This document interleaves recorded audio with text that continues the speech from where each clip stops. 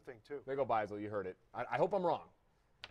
Well, I'll tell you what, maybe Matt McGuire's got some fantasy picks out of that game. Who knows? I don't know, but here's Matt McGuire with today's fantasy picks.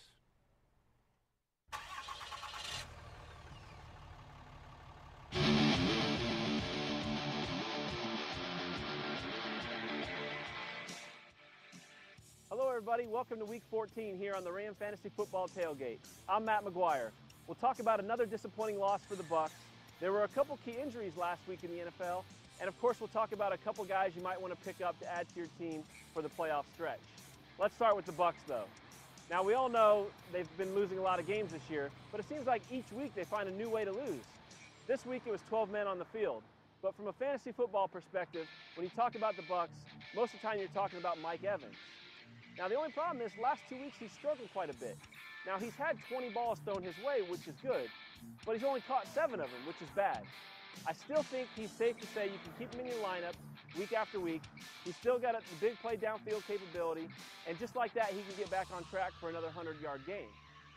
We always talk about the Bucs running game, too, as one to stay away from because of the running back by committee. Well, last week was a little bit different. Doug Martin pulled ahead. He had 18 carries for 58 yards and a touchdown. Charles Sims is still going to be a factor in the passing game, but I wouldn't get too high on Doug Martin just yet. He's got the Lions coming in this week, and the Lions are one of the best teams in the NFL against the run. Now let's talk about a couple key injuries for fantasy football.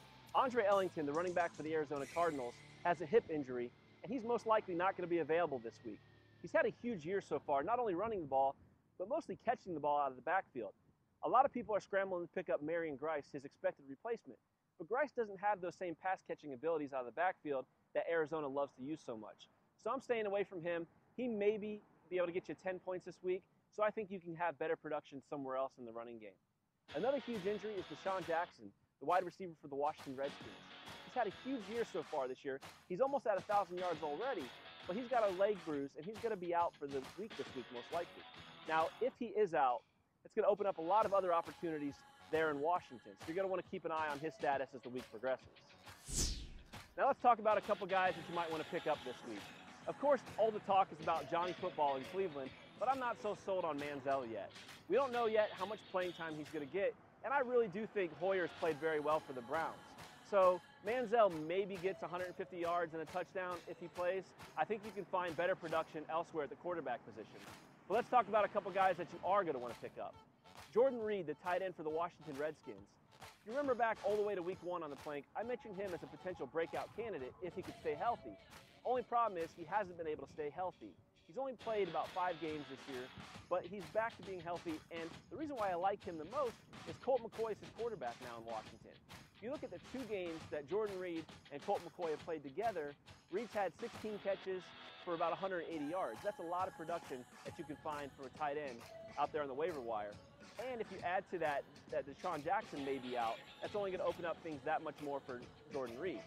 Another guy that you're going to want to look at is Stedman Bailey, a wide receiver for the St. Louis Rams. Last 2 weeks, he's come on really strong, had a huge week last week, over 150 yards receiving, and he has a very favorable matchup against the Washington Redskins. The Redskins have given up some of the highest point totals to quarterbacks and wide receivers all year long. And now the last guy that I want to talk about is LeGarrette Blount. Now, just a few weeks ago, we were talking about LeGarrette Blount as somebody who was cut by the Pittsburgh Steelers. He was picked up by the Patriots, and if you remember back to last season, Blount had a pretty good season for the Patriots. But again, these are the Patriots that we're talking about, so you don't know what you're going to get.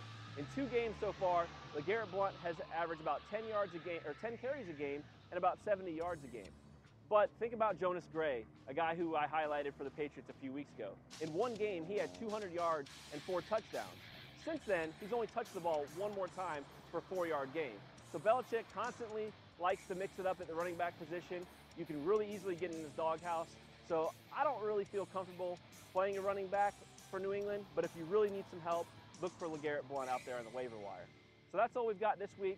I'm Matt McGuire. Thanks for watching, and remember to use #ThePlank on Twitter if you have any questions.